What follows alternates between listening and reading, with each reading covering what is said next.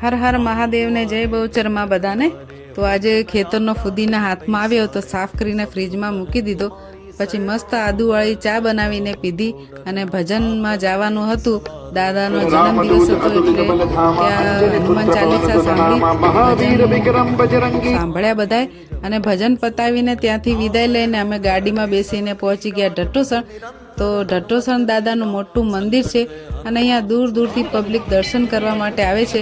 ને આજે એમનો જન્મદિવસ હતો ને ધામધૂમથી ઉજવવાનો હતો એટલે મંદિરને સરસ શણગાર્યું હતું, મંડપ બાંધ્યો હતો અને તમે બધા પણ દર્શન કરી લો દાદાના। દાદા બધાની મનોકામના પૂરી કરે અને અહીંયા નાના છોકરાઓના વડા કરવા પણ બહુ જ આવે છે અને ચાલીને લોકો પણ બહુ આવે છે।